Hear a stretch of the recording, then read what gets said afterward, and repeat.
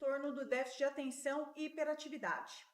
Para o programa de hoje, nós temos aqui uma convidada super especial, que é a psicóloga Cíntia Paltanin, ela que é psicóloga há 14 anos, pós-graduada em terapia cognitiva comportamental, que atende o público de crianças a partir de 4 anos, adolescentes e adultos, que atuou durante 11 anos na área organizacional e atualmente trabalha há 3 anos na clínica. Cíntia, seja muito bem-vinda. Boa noite, Dani. Boa noite, ouvintes. Muito obrigada pelo convite. Fiquei muito feliz em poder participar contigo nesse momento e falar sobre um tema que está muito em alta, né? Nós temos hoje, né, várias dúvidas para responder sobre a questão do TDAH e sobre também a forma de acompanhamento da linha do TCC. Cíntia, eu agradeço muito você ter, né, aceito o convite de participar do programa. A gente entende que hoje o TDAH ele ainda é tabu para muitas pessoas. A gente tem uma quantidade imensa de informações na internet.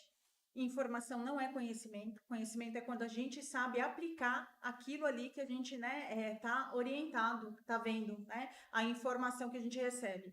E a maioria das pessoas não tem essa noção, essa maturidade, e daí a importância da gente trazer para um programa desses esse tipo de tema, para que a gente leve a informação de uma forma mais filtrada e que as pessoas entendam como funciona a aplicabilidade. Porque muita gente, às vezes, se identifica com um ou outro critério do diagnóstico do TDAH e acaba dando autodiagnóstico, né? Então, tem muita gente que chega no consultório para nós já, né, muito convicto de que tem o transtorno. E, na verdade, quando a gente vai avaliar, né, profundamente, a gente vê que se tratam de outras questões. Mas agradeço muito sua participação. Durante a semana, nós recebemos muitas perguntas nas caixinhas do Instagram, mas nós selecionamos aqui algumas. Espero que dê tempo a gente terminar, né, e responder todas essas perguntas. Mas antes, né, de começar, o que é a terapia cognitiva comportamental, Cíntia? A terapia cognitiva comportamental, ela é uma abordagem de psicoterapia, assim como todas as outras, que ela visa trabalhar diretamente no padrão de pensamentos e comportamentos. Então, ela vai trabalhar auxiliando o paciente na alteração desses pensamentos para que, consequentemente, os comportamentos se alterem. Então, vamos supor, eu tenho um comportamento que eu não gosto, que eu não concordo ou que me prejudica no dia a dia. Eu vou começar trabalhando com a forma de pensamento sobre isso para alterar esse comportamento. Sim. E como é que funciona a intervenção com a terapia cognitiva comportamental? Ela geralmente nós utilizamos através de atividades, através de análises dos comportamentos. Então, eu trago desde a infância de como aquela pessoa, né, seja criança, adolescente ou adulto, foi inserida naqueles comportamentos, através, às vezes, de reflexos paternos, maternos ou outros familiares, né? As crenças que a gente fala, tudo que a criança vai crescer aprendendo. Então, se eu tenho um comportamento ruim já na vida adulta, que eu não, né, preciso alterá-lo, eu vou, às vezes, buscar essa informação lá na infância, para que a gente consiga olhar e ver realmente em que momento que aquilo foi inserido e como que eu posso alterar, trazer para a razão, né, o que às vezes está na emoção ali. É importante até contextualizar, né? Porque as abordagens, elas têm relação com referencial teórico. Isso. Então, qual é o teórico que você segue na hora da intervenção, né? Então, é isso que diz respeito à abordagem. É só para contextualizar para o pessoal, porque às vezes a pessoa fica pensando, o que é abordagem? Tem muita gente que entra em contato no consultório e fala, o médico falou que tem que ser essa abordagem, né? Mas não tem muita noção do que é. Então, a abordagem se trata do referencial teórico. Então, né, tem o pessoal que segue a psicanálise, que é o Freud, tem o pessoal da linha comportamental, né, tem o Skinner, e assim vai, assim por diante, né? Muito bem. E por que, agora, né, seguindo aqui a linha das caixinhas de perguntas, que a técnica cognitiva comportamental, ela eficaz no tratamento do transtorno de déficit de atenção e de hiperatividade, Cíntia? Ela é uma abordagem ativa e orientada. Então, ela vai ajudar a melhorar a qualidade de vida, a autoestima, os relacionamentos, tudo que, consequentemente, pode ser afetado devido às questões de TDAH e outros transtornos também, né? Ela também pode ajudar você a reestruturar os seus pensamentos e a forma como você vai aprender a pensar e a agir, né, de forma mais funcional para que o seu dia a dia consiga, né, para que no seu dia a dia você consiga lidar com as questões, né, que prejudicam devido ao TDAH. Então, devido à rotina, devido a alterações, pequenas alterações às vezes no seu dia a dia, que podem fazer toda a diferença para que você consiga realizar. Então, ela também ajuda a reduzir alguns sintomas que às vezes vêm junto com o TDAH, que são às vezes a ansiedade pode chegar a um ponto de uma depressão. Então, a gente tende a olhar para aqueles sintomas, ver em que nível, em que ponto que o paciente já está, né, prejudicado, digamos assim, com aqueles sintomas, para que ele consiga alterar essas questões, esses comportamentos e conseguir ficar bem, se sentir bem, lidar com aquilo no dia a dia, né? Que eu falo que o mais difícil é você realmente conseguir manter, né, um padrão ali, seguir uma rotina sem que aquilo te deixe sem controle, digamos assim. É muito comum as pessoas que têm o transtorno, né, de déficit de atenção e hiperatividade, elas terem um nível de desorganização muito significativo, né, dificuldade, né, de se atentar a alguns detalhes que são importantes, principalmente as coisas que não chamam muito a atenção, né? E essa intervenção, ela é muito eficaz nesse sentido, né? Porque a pessoa vai aprender como é que ela consegue lidar com aquele sintoma de uma forma que esse prejuízo ele não seja tão grande, né? Exatamente. E qual que é a diferença da teoria cognitiva comportamental para os outros tipos de terapias? Como é que é a diferença entre essas intervenções? Geralmente é devido à forma de tratamento mesmo. Então, vamos supor, o que algumas teorias trabalham mais voltado para o inconsciente, para o passado, a TCC ela tende a trabalhar exatamente só nos pensamentos e no comportamento atual. Então, eu não vou buscar só um comportamento lá que ela teve de infância devido ao que ela vivenciou e não vivencia mais hoje, mas eu preciso alterar daqui para frente, para que daqui para frente um paciente consiga lidar com aquilo de uma forma diferente. Muito bem. Então, as pessoas que de repente, né, tem algum familiar que apresenta sintoma de TDAH ou já tem diagnóstico de TDAH, é muito importante se atentar para essas dicas, né, que a Cíntia ela trabalha na intervenção, né, com esse público para que busquem auxílio, porque muita gente quer dar conta sozinho, né, do transtorno, quer se organizar e isso gera um prejuízo muito grande. Na infância, é muito mais fácil você, né, modelar alguns comportamentos, trazer consciência e trazer essa organização, mas na vida adulta já se torna mais difícil, né, Cíntia? Sim, acaba gerando um sofrimento muito grande, porque a pessoa cresce sem saber que possui, às vezes, o transtorno, que possui alguma ajuda, alguma forma de melhorar o dia a dia, e aí lá na frente ela vai e acaba tendo, né, possibilidade de ter uma ansiedade, uma depressão ou outros transtornos associados por não ter conhecimento, né, do que realmente acontece. Assim como também acontece muito pacientes chegarem na clínica, às vezes, com uma lista, porque exatamente como você falou no início, existem diversas informações na internet, aí a pessoa entra lá na internet, pega aquelas características, se identifica, digamos, com aquilo e toma aquilo como para si mesmo, né? E aí ela olha para aquilo, ela chega às vezes com uma lista para mim, fala assim, olha, né, eu já identifiquei que eu tenho isso. Eu falei, bom, então se você identificou, né, então não precisa de ajuda, né, é só saber como tratar. Brincadeira, mas assim, a pessoa precisa entender, né, que ela precisa de um profissional para conseguir auxiliar, porque às vezes ela chega com 30 características que ela entende, comportamentos que ela entende que são, e na verdade não é.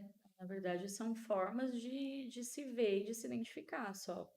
Então, tem que tomar muito cuidado mesmo no sentido de saber como identificar isso, como realmente entender o que pode ser feito e o que não pode.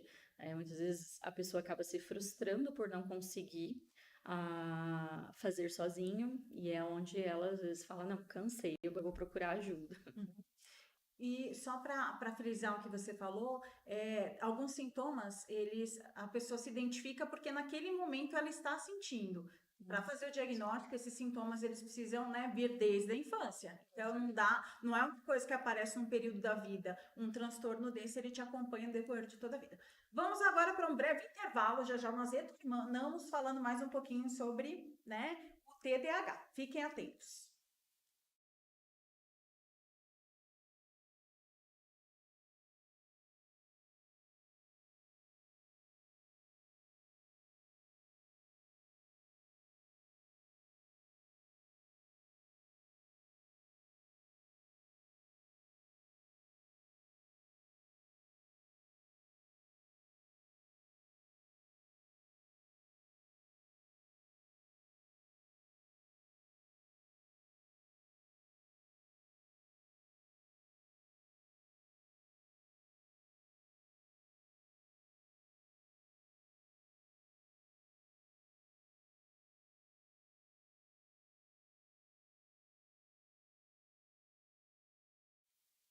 Gostaria de dar boa noite para a Aninha, que nos acompanha, né, assiduamente aqui no Fala Psico. Ela está mandando uma boa noite, né, para as pessoas que estão ouvindo, para nós, né, e para você também, Cíntia.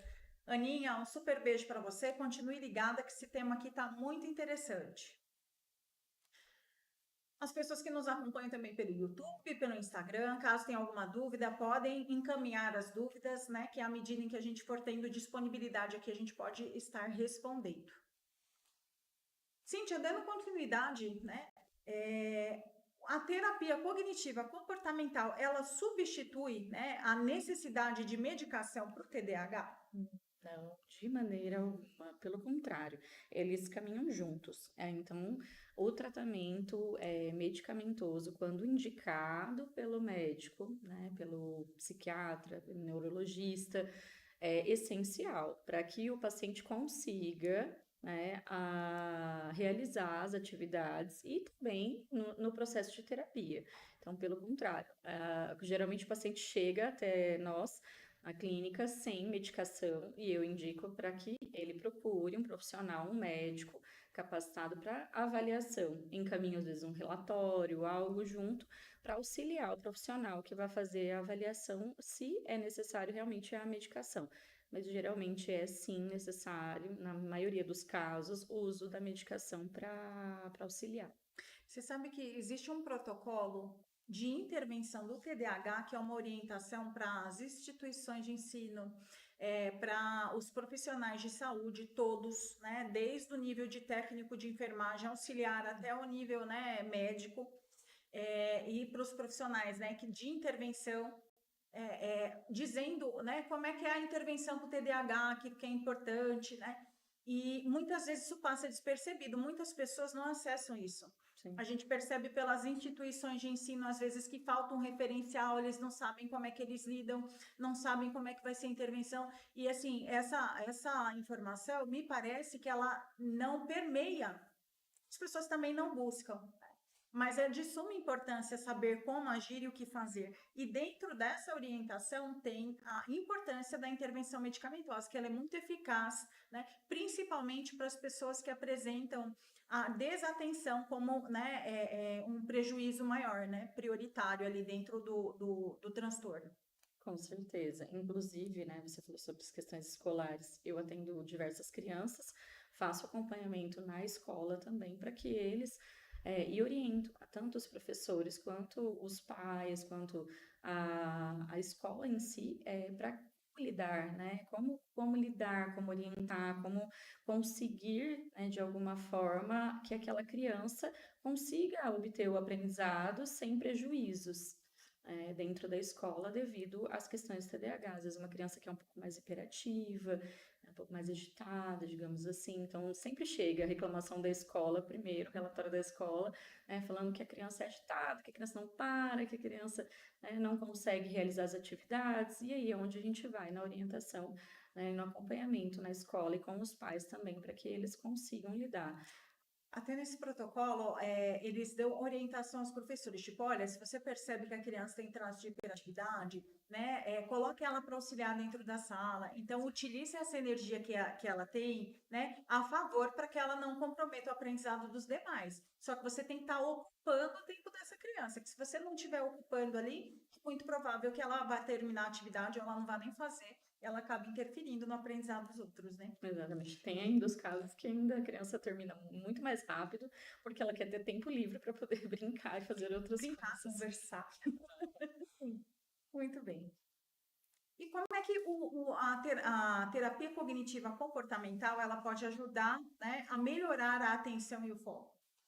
Bom, nós temos algumas atividades, né? Algumas não, existem diversas atividades e através das atividades voltadas para atenção, concentração, alguns jogos, algumas coisas que a gente faz especificamente voltada para esse tipo de ponto a melhorar, né? Então, eu trabalho com algumas atividades de atenção e concentração com a criança, redução do tempo de telas, né? Então, no caso das crianças, eu vejo que isso prejudica muito nesse ponto da atenção e da concentração, e prejudica na escola, prejudica em diversas questões.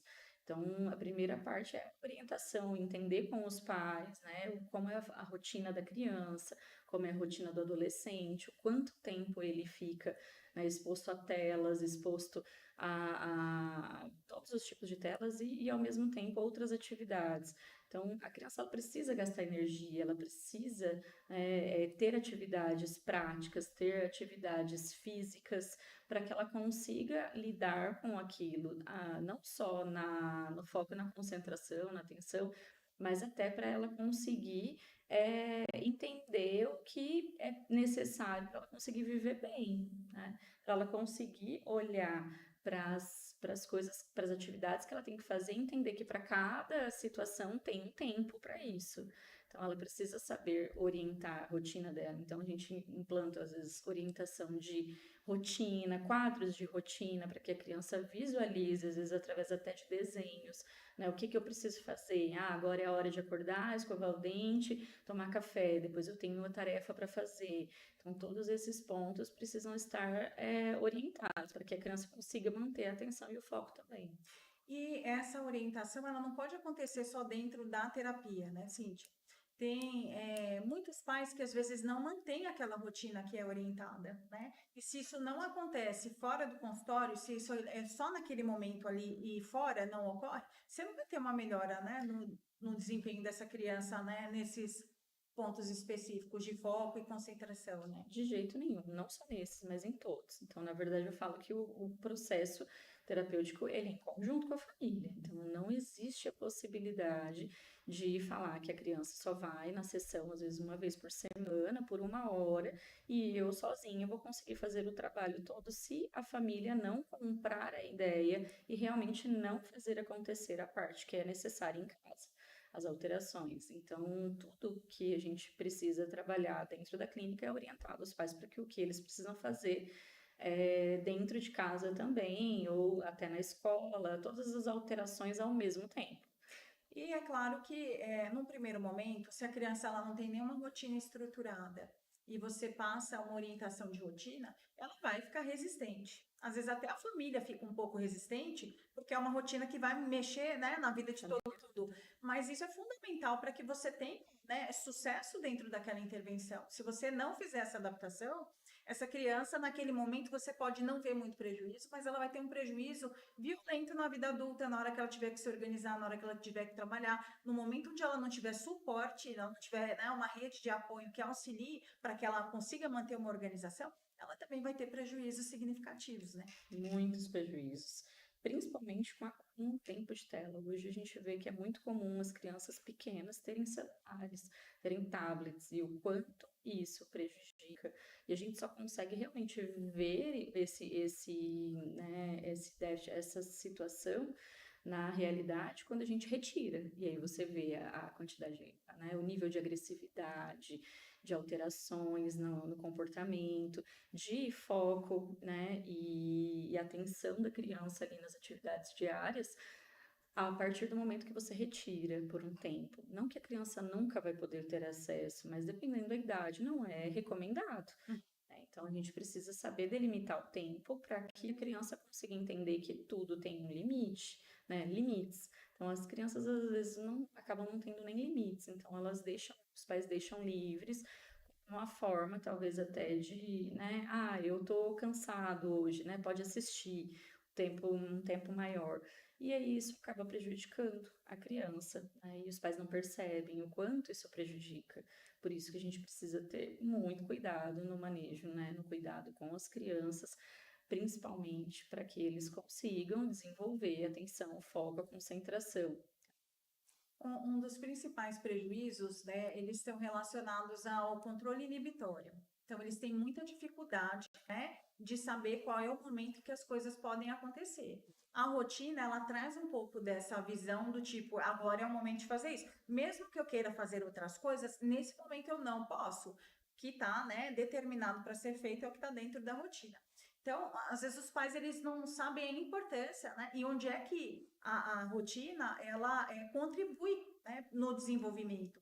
E a criança ela aprende que existe momento para as coisas. Então, na hora que ela está ali, né, mesmo que ela esteja ansiosa, que ela tenha um aniversário à noite ou qualquer outra coisa, ela vai aprender que naquele momento que ela está na sala de aula é o momento dela estudar, né? Ela vai viver isso num outro momento, mas naquele ali é o momento do estudo, quando você tem uma rotina estabelecida. Qualquer coisa que fuja disso, né, acaba comprometendo esse controle. Na ausência desse controle, ela vai querer satisfazer a dopamina imediata. Com certeza, a criança ela vai querer ter né, o resultado, ter a satisfação sempre. Né? As crianças tendem a sempre querer estar no momento feliz, ela não vai querer ter que parar para fazer uma atividade escolar, né, sendo que ela estava brincando e se divertindo. Então, tudo isso precisa ter rotina para auxiliar a criança a conseguir, né, ficar bem e entender que é necessário fazer não só o que eu gosto, o que eu quero, mas o que é necessário também.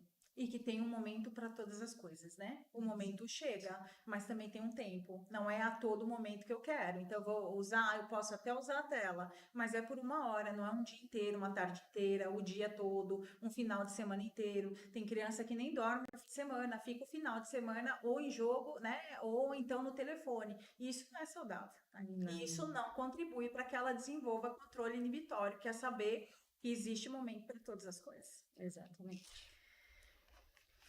Muito bem, vamos para mais uma pergunta, né? No que a terapia cognitiva comportamental ela pode, né, ajudar na redução da impulsividade? Bom, a impulsividade, a gente sabe o quanto ela gera de prejuízos perante o TDAH, principalmente. Então, ela tende a auxiliar, né, com estratégias para que a pessoa consiga lidar com o estresse, a ansiedade e a autoestima também. E ela vai auxiliar para que você consiga realmente administrar aquela impulsividade, que às vezes ela vem maior nos momentos em que você, como eu posso falar? Sumiu umas palavras. Nos momentos em que você está com ansiedade mais alta. Então, se você às vezes está muito pensativo sobre algum tema, sobre alguma situação, sobre algo que está para acontecer, você gera uma ansiedade, onde às vezes a impulsividade vem. Em momentos também de raiva, então a pessoa tende estou com raiva de tal situação, eu vou lá e falo tudo que eu penso. Sem tudo que eu quero, sem pensar, na verdade, na consequência daquilo. Então, a gente vai refletir sobre esses pensamentos, vai refletir sobre se é necessário, tentar elucidar para a razão, para o racional, para ver se realmente aquelas emoções elas são necessárias naquele momento. Porque se eu olho para a situação e já vou lá e, né, e falo tudo que eu quero, e depois eu me arrependo, que geralmente acontece, pacientes chegam e falam, eu falei tal coisa, me arrependi. Ok, então vamos pensar agora como você vai fazer caso isso volte a acontecer, essa impulsividade volte a aparecer naquela situação e como você vai lidar com aquilo. Aí você fala, você compra, e Diversas depois formas. tudo isso vem, né? Ou depois a consequência é o arrependimento. Sim. Porque é muito comum que eles relatem, nossa, né? Me arrependi, eu fiz isso, né? Me deu aquela vontade ali na hora, eu fui e fiz e tem consequência. Vamos para um rápido intervalo, já já a gente retorna com mais Fala Psico.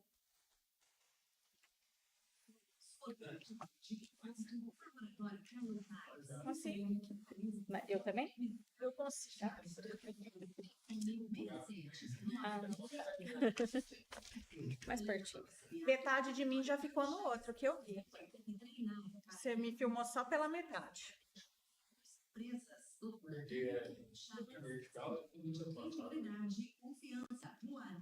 Fiquei inteira agora?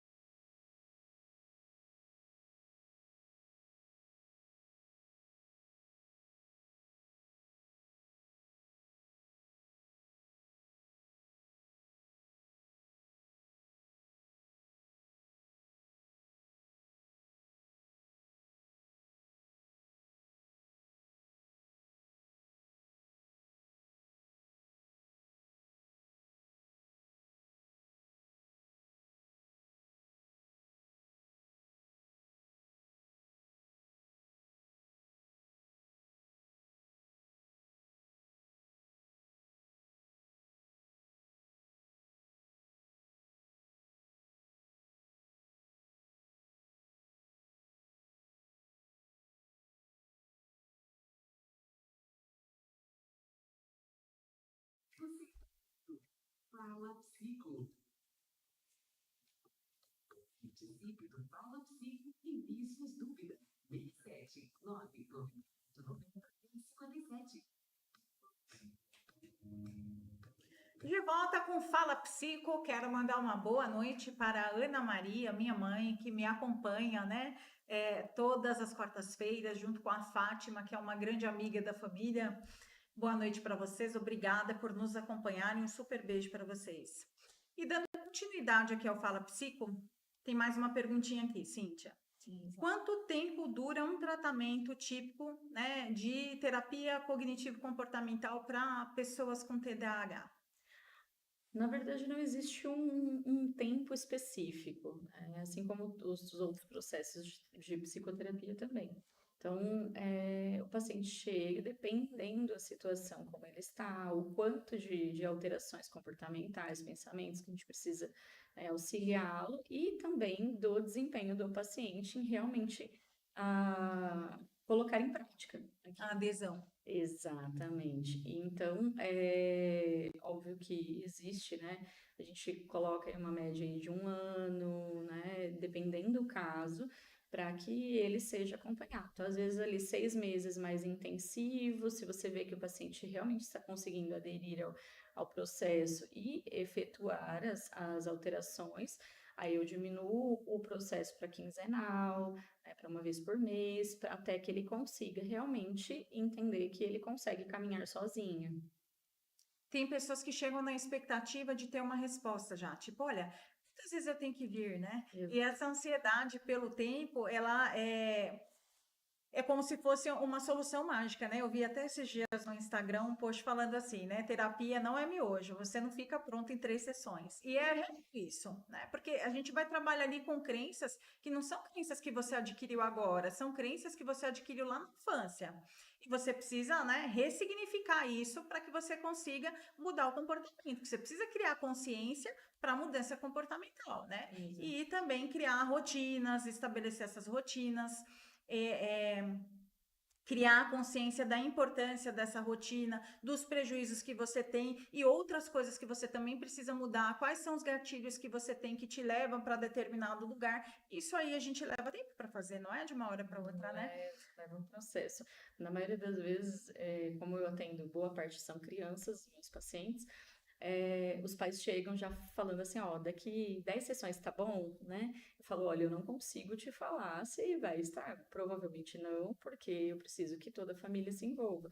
E geralmente são exatamente aqueles pais que não querem, né, ter trabalho, digamos assim, de alterar algumas questões também dentro de Uhum. casa, porque inclui alterar eles também alguns processos e alguns comportamentos que são reflexo para a criança. Uhum. E aí eles chegam já achando que a gente vai dar um prazo lá, olha, eu vou pagar 5 sessões e é isso. Uhum. Não, não é assim que funciona, né? A gente sabe muito bem o quanto, às vezes, o paciente traz uma demanda, a hora que você está encerrando sobre aquela demanda, ele traz outra. E aí você inicia ali num novo processo, né? Sobre aquelas questões que ele tem trazido naquele momento. Só para a gente fazer um levantamento, às vezes a gente leva, né, 4, 5 sessões para você ter uma visão. Então, você não inicia intervenção ainda, por enquanto você está tentando entender como é que funciona para você, né, montar um plano terapêutico para realizar a intervenção. Exatamente. Muito bem. E quais são as habilidades específicas que são ensinadas dentro, né, da abordagem cognitivo-comportamental?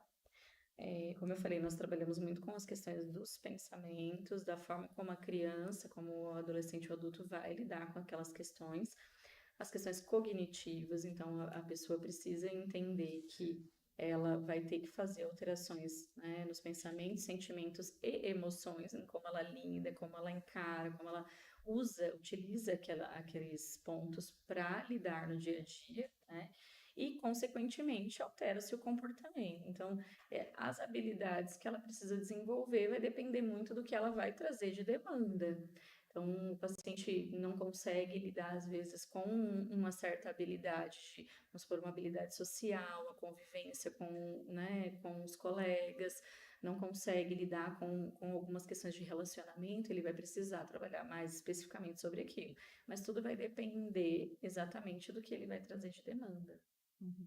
É personalizado a Exato. intervenção, né? Não existe um padrão, né, específico, como a gente vê muita informação na internet, que as pessoas utilizam através disso, mas não é dessa Tipo maneira. os protocolos, né? Tipo, funciona para todo mundo. A gente sabe que vai ter coisa, porque uma criança que ela tem uma predominância de desatenção, a intervenção é uma. Exato. Predominância, né, hiperatividade, impulsividade é outro tipo de intervenção. Um transtorno combinado, que são os dois, é outra intervenção, Exato. né? Aí você vai juntar as comorbidades, que daí você vê a criança, né, que é muito ansiosa, às vezes, né, depressiva, e você vai ver, né, o que está envolvido ali para você intervir. Exatamente. Eu vi a doutora Ana Beatriz falando sobre o TDAH, ela falando, olha, é impossível a criança, o adulto ter TDAH e não ter ansiedade. A ansiedade é uma comorbidade, né?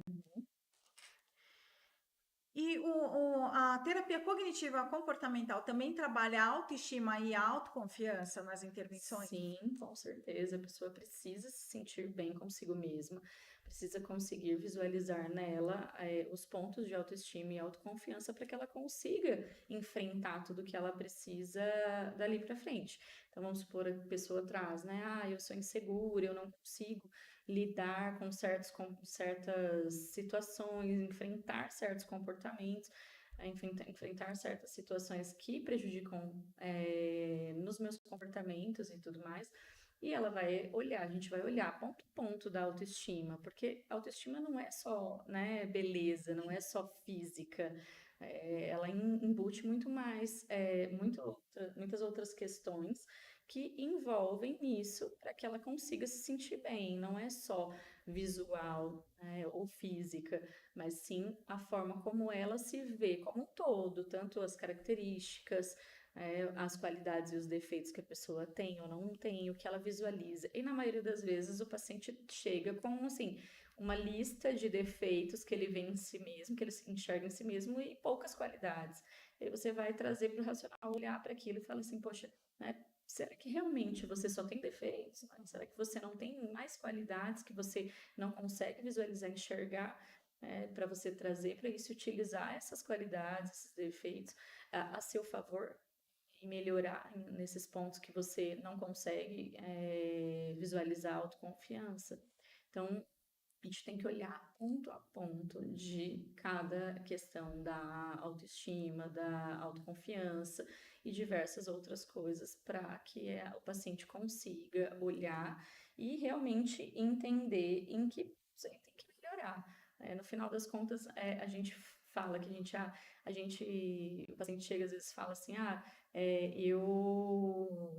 eu não sou assim, eu não consigo ser assim. Você consegue, você só precisa às vezes parar e realmente analisar você mesmo. Então, boa parte do processo terapêutico é o próprio paciente que faz a análise dele mesmo. A gente só auxilia para que ele consiga visualizar isso.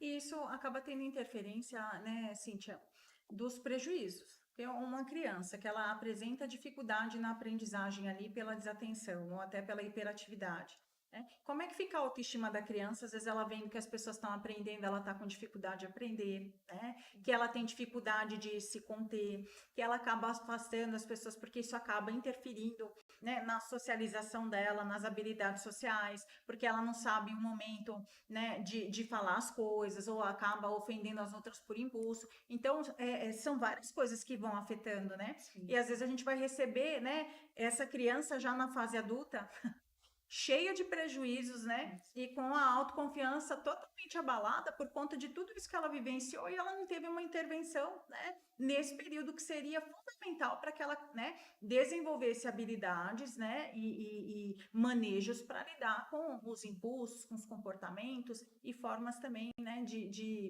de focar, né, estratégias para focar, né, roteiros, cronogramas, checklist para auxiliar dentro, né, dessa gestão. Tem pessoas que chegam na clínica e olham, né, falam assim, eu sou isso, eu sou aquilo, né? Eu me vejo assim, eu me vejo assim. A gente começa a investigar e você descobre que, na verdade, aquilo são frases que às vezes ela ouvia desde criança em casa ou em outros locais, nas escolas, né? Você é burro, você não consegue lidar com isso, você não consegue ir bem em matemática, você não consegue ser melhor, você é muito agitado. E ela chega com né, essas crenças na clínica, tanto em todas as fases, criança, a adolescência e a vida adulta, e ela já chega com isso como se fosse taxado nela, e ela toma aquilo para ela. E aí você vai olhar e falar assim, será que realmente é você que se vê assim? Ou será que é o outro que te vê assim e você comprou isso para si? Sempre que eu recebo algum adulto, que eu atendo mais o público adolescente e adulto, e eles dizem, eu não consigo, eu sempre questiono, você não consegue ou você não quer? Exato. Porque tem uma diferença muito grande entre não conseguir e não querer. Tem coisas que a gente faz porque não quer, né? Não faz porque não quer, porque não interessa, porque não é uma área que, né? E tá tudo bem, a gente não tem que querer algumas coisas mesmo. Agora, isso não significa que você não consiga. Então, vamos entender isso, se de fato, né, não conseguir ou não querer. Porque às vezes a pessoa ela não consegue justamente porque não é uma área que ela tenha afinidade, faz questão de aprender, ela não consegue manter o foco ali, né? Uma questão de fazer questão, mas não conseguir porque não é o foco, não chama atenção, não interessa. Então ela vai ter mais dificuldade para aprender nesse sentido, mas não significa que ela não tenha competência para, né? Exatamente, até porque ela pode ter ouvido, como eu falei, né? Pode ter Sim. ouvido lá desde criança que ela não era boa naquilo, né? Que você não é bom em matemática. Aí a pessoa cresce achando que ela não vai ser boa nunca em matemática, sendo que na verdade ela às vezes não quis nem fazer um esforço maior, porque ela não foi incentivada. Ela Aquilo, aceitou. ela aceitou simplesmente aquilo pra ela como se fosse dela, mas na verdade não é. Era uma limitação do outro. Exato. E como é que a terapia cognitiva comportamental ela pode, né, melhorar o desempenho escolar, Cíntia? Bom, nós trabalhamos diversos pontos a respeito da questão escolar. Então, no meu caso, como eu trabalho com crianças, eu faço acompanhamento nas escolas, observação dos alunos, né, dos pacientes, para que a gente consiga ir diretamente nos pontos que ela precisa de auxílio ali no desempenho escolar. Então, às vezes a criança, né, volta na mesma questão, o tempo de tela que prejudica, entender a rotina da casa, a rotina da escola, para ver se aquela criança está realmente adaptada àquilo, se ela às vezes não está conseguindo lidar com aquilo porque foi simplesmente imposto e ela não foi ensinada a lidar com aquelas questões. Então a criança ela olha para o que ela faz na escola, E ela não entende, às vezes, o porquê que ela tem que fazer aquilo. Então, não é explicado, ó, você tem que fazer. Mas tá, e eu vou fazer por que isso? Ah, é porque você precisa aprender, é porque isso é importante para que você, né, se desenvolva na escola, porque essa informação vai fazer diferença lá no seu futuro, né? Dependendo da idade, às vezes a criança nem entende o porquê que ela tem que largar, vamos supor, uma criança que sai da creche e vai para a primeira série, ela não entende por que que ela não brinca mais, ela só tem que sentar e estudar. Ela entende que, poxa, né, tiraram tudo que era divertido da escola, então não quer mais ir, né, não tenho por que mais ir, não tenho por que mais continuar, né, nessa rotina. E muitas vezes ela até ela não quer ir para a escola, ela começa a rejeitar aquela situação de ter que ir para a escola. É onde os pais chegam na clínica falando, ah, meu filho está fazendo birra para ir para a escola. Gente, isso é muito comum. A criança não querer ir para a escola, tem que entender o porquê que ela não quer ir. Mas será que foi realmente ensinado, explicado para ela por que aquilo acontece? Por que que ela precisa ir? Por que que tem essa necessidade? É realmente entender ou saber ouvir. Eu falo, as crianças elas precisam ser ouvidas. Elas não são mais ouvidas hoje em dia, na grande maioria. Eu falo, devido à nossa rotina, a correria do dia a dia, elas simplesmente entram num ritmo que nós colocamos e tem que seguir. Mas será que eu estou sabendo ouvir o meu filho, minha filha, e entendendo o porquê que ele está rejeitando isso? Por que que ele está tendo esse comportamento ruim? Né? Às vezes na escola, em casa, as birras e tudo mais. Então, por que que eu não posso sentar e conversar, né? Eu falo que a melhor forma de você conseguir ouvir uma criança é no brincar. Você sentar no chão e realmente ir brincar com ela, entrar no mundo dela, para que ela entenda o porquê que você quer ouvir ela, que você quer escutar e entender o que que você pode ajudar. O que ela sente tem importância, né? Muita. Gente, vamos para mais um intervalo e já já a gente retorna com a última parte aqui do Fala Psico. Perguntas prioritárias dentro dessas.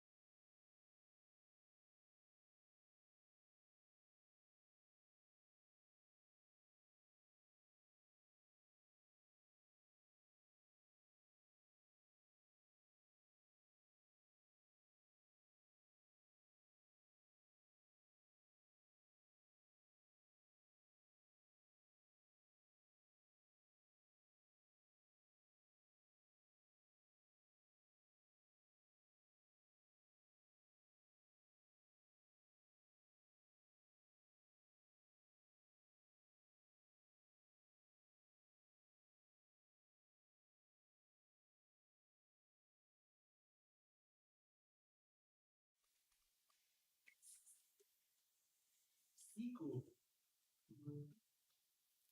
Professor de saúde mental. O banho estamos ciclo. Ciclo. Envie suas dúvidas.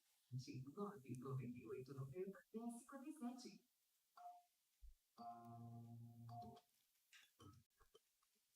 De volta com o Fala Psico, estamos aqui na última parte do programa. Quero mandar uma boa noite para a Alessandra Lima, a psico, está sempre nos acompanhando, já participou aqui do Fala Psico. Um beijo, Alê.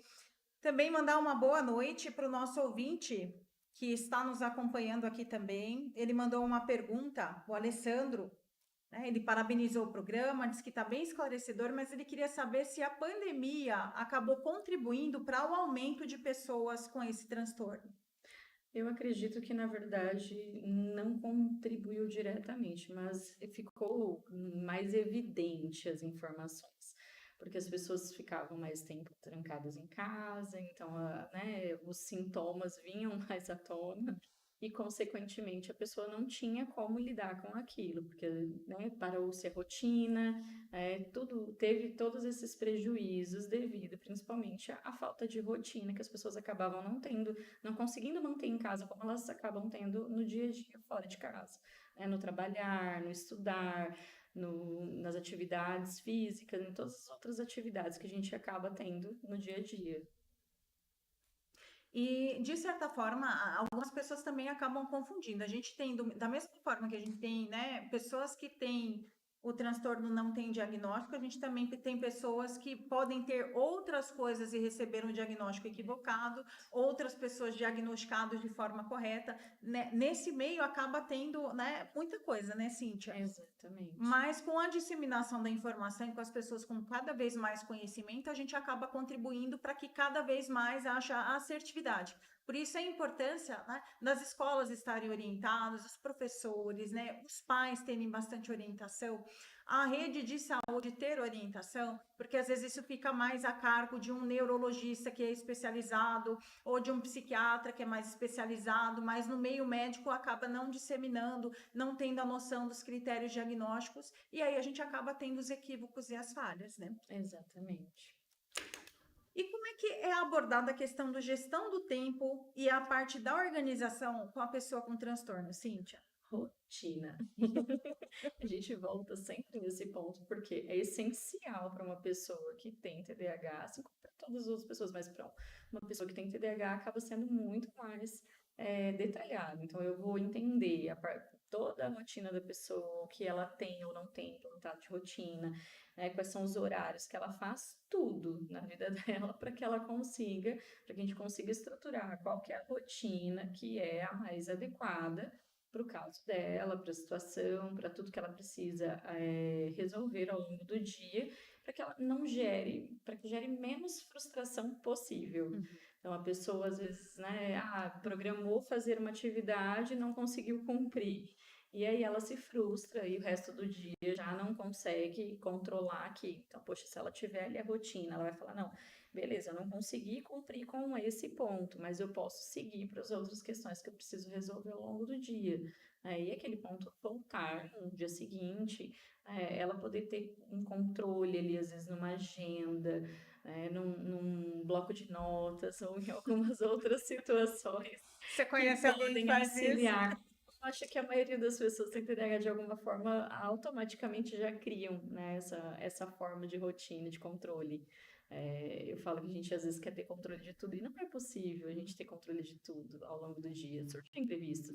Mas como que eu vou lidar? Como que eu vou enfrentar isso, né? Lidar com essa frustração e realmente conseguir trabalhar isso de uma forma que não me prejudique, que não gere sofrimento. O que a gente tenta sempre, né, na questão da rotina, gestão do tempo, organização, é que a pessoa gere cada vez menos sofrimento para ela. Então, eu sofro porque eu não consigo cumprir, então por que que eu estou sofrendo, né? O que que isso está me gerando de tanto incômodo? E também a procrastinação, que é muito comum dentro de transtornos como o TDAH, que a pessoa às vezes procrastina ali até o último minuto para conseguir entregar uma prova, ou estudar para uma prova, entregar um trabalho da faculdade, ou de alguma outra questão, ou até da escola. Então a gente entra, né, poxa, se eu sei que eu vou ter uma programação de provas essa semana, por que eu vou deixar para estudar na última hora? Por que que eu já não me programo para cumprir com isso dias antes, né, uma semana antes, tal, para conseguir estudar o que é necessário, para que eu consiga cumprir com aquela rotina?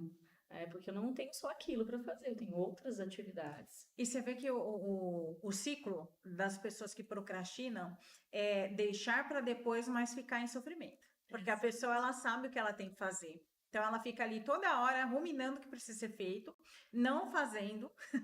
Exato. E ali, né, ela vai se perdendo, porque você acaba perdendo tempo mesmo, porque você não consegue ficar por inteiro em nenhuma coisa que você faça, porque aquilo ali tá sempre te lembrando o que você tem que fazer, que em algum momento você vai ter que se deparar com aquilo ali, né? Exatamente, eu falo que a pessoa, às vezes, eu pergunto ao paciente, você gosta de sofrer? Porque você está sofrendo com isso, sendo que você poderia conseguir organizar. Aí quando você pergunta se a pessoa gosta de sofrer, óbvio que ninguém gosta, mas a pessoa fala, para e, né, e reflete sobre aquilo. Poxa, será que realmente eu gosto, né? Ou será que eu estou usando isso como uma válvula de escape, como alguma outra coisa, para não enfrentar o que eu realmente preciso?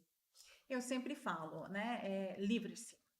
Né? Começa a trabalhar se livrando. Quando você começa a trazer, tipo, a partir do momento que eu compro isso, eu não vou precisar me preocupar mais e trazer isso como, né, uma regra, ajuda bastante. Muito. E mais uma pergunta, Cíntia. é possível fazer, né, as intervenções da terapia cognitivo-comportamental em grupo ou é melhor que a intervenção seja individual? Geralmente é indicado atendimento individual, porque um paciente não vai ter as mesmas demandas que o outro.